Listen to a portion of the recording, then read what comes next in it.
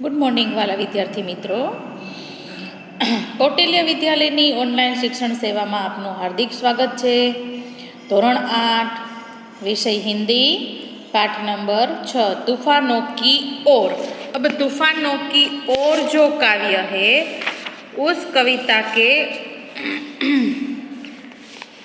कविता के माध्यम से कवि हमें क्या बात करना चाहते हैं, कवि तूफानों की ओर काव्य का क्या महत्व है देखते हैं हम इस काव्य के आधार पर।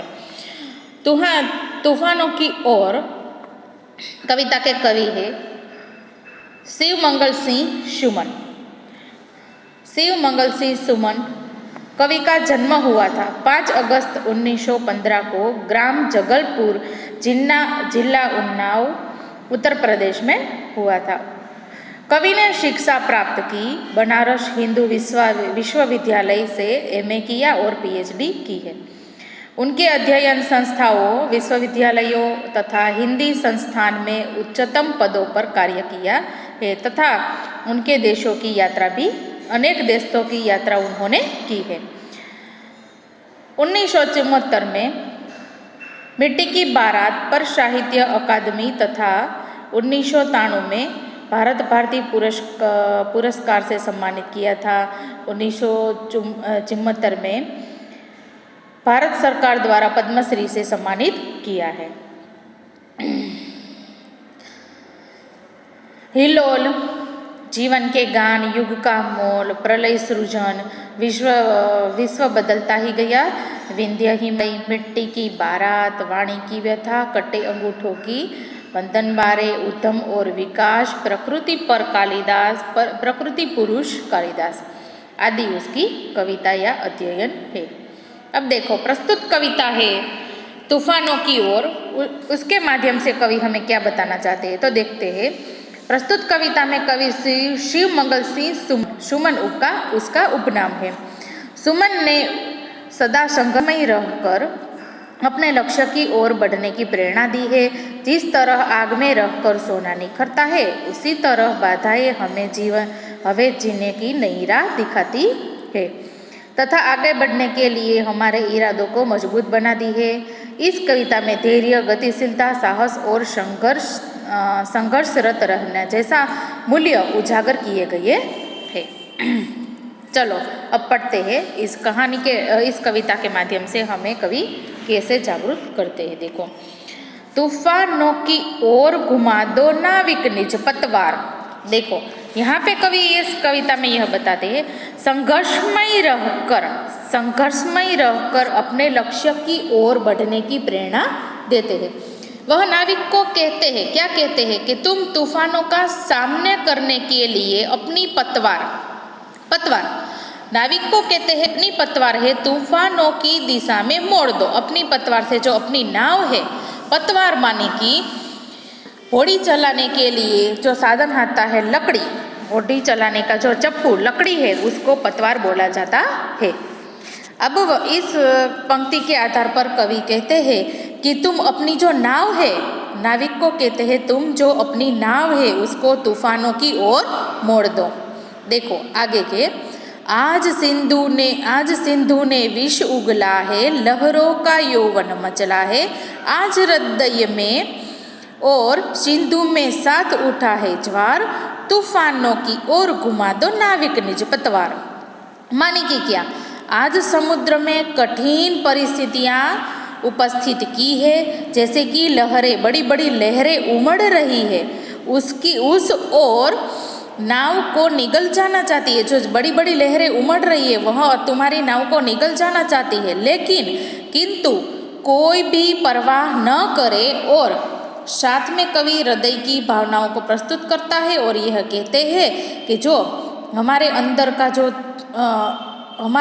अंदर जो शक्ति है उससे तुम अपने तूफानों की ओर अपनी नाव घुमा के अपनी भावनाओं को यहाँ पे कवि ने प्रस्तुत किया है।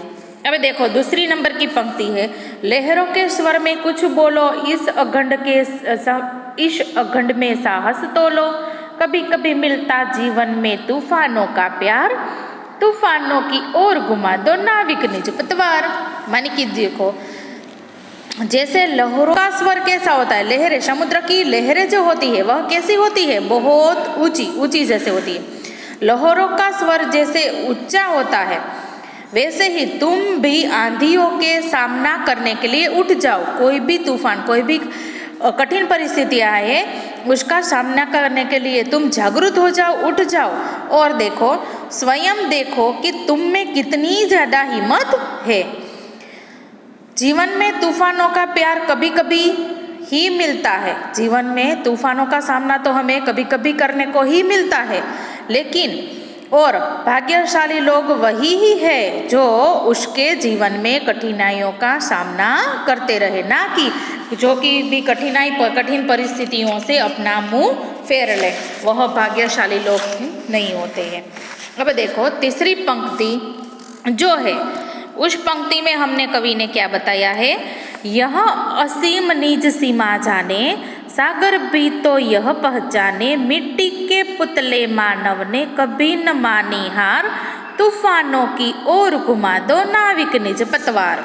मानी कि समुद्र और तूफान, समुद्र में तूफान आज भी दिखाई ही देता है। समुद्र में आज भी तूफान, बड़ी बड़ी लहरें, बड़ा बड़ा समुद्र के बीच में बड़े बड़े तूफान तो दिखाई ही देता है। इनका सामना करने के लिए कौन कर सकता है, मनुष्य।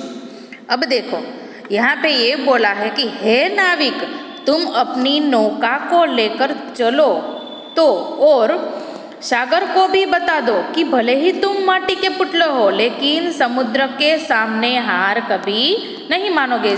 माने कि कितनी भी कठिनाइयाँ हमारे जीवन में आए, कुछ भी हो जाए, लेकिन उसका सामना करके हमारे जीवन में जो हमारा लक्ष्य है उसकी ओर आगे बढ़ने की हिम्मत हम में है। भले ही हम माटी के पुतले हैं, लेकिन हमें हर एक परिस्थितियों का सामना करने की हिम्मत हम में है। इस पंक्ति के आधार पर कवि यह बताते हैं। और देखो चौथी और आखिरी पंक्ति में हमें कवि क्या बताते हैं, देखो, सागर की अपनी क्षमता है, पर माझी भी कब थकता है। ठीक है, अब देखो, सागर भी अपनी क्षमता है, पर माझी भी कब थकता है, जब तक सांसों में स्पंदन है उसका हाथ नहीं रुकता है, इसके बल पर ही कर डाले सातों सागर पार, तूफानों की ओर घुमा दो नाविक निज पतवार। मानो कि देखो, समुद्र के पास अपनी लहरों की ताकत तो होती ही है ना, समुद्र के पास तो अपनी बड़ी बड़ी लहरें उठाने की समुद्र के पास जैसे ताकत होती है, पर मानव के पास भी हिम्मत और क्या होता है, आत्मविश्वास।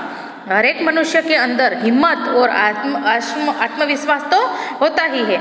नाविक को कवि कहते हैं, नाविक थके बिना तुम कभी अपना काम रुके, थके बिना जो अपने हाथ है और अपना थके बिना हिम्मत करके अपने हाथ को कहीं कुछ भी सही कार्य करने के लिए, अच्छा काम करने के लिए आगे बढ़ाओ। देखो, नाविक थके बिना जब तक उसकी सांस चल रही है तब तक अपनी नाव को आगे बढ़ाता ही जाएगा।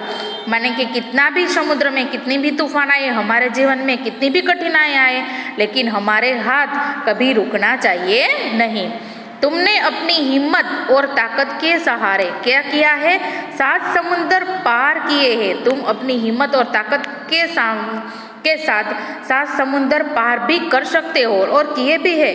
तो अपनी नाव के साथ इसी प्रकार आगे बढ़ते चलो और तुम अपनी पतवार को कहाँ घुमा दो, तूफानों की ओर घुमा दो।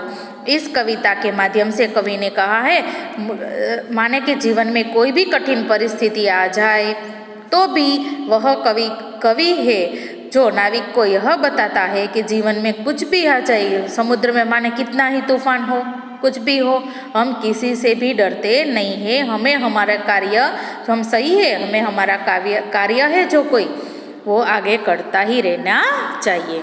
देखो, अब इस काव्य के आधार पर नीचे शब्दार्थ दिए गए हैं। नाविक, नाव चलाने वाला, मल्लाह या माझी। नीज माने कि अपना, निजी मतलब अपना।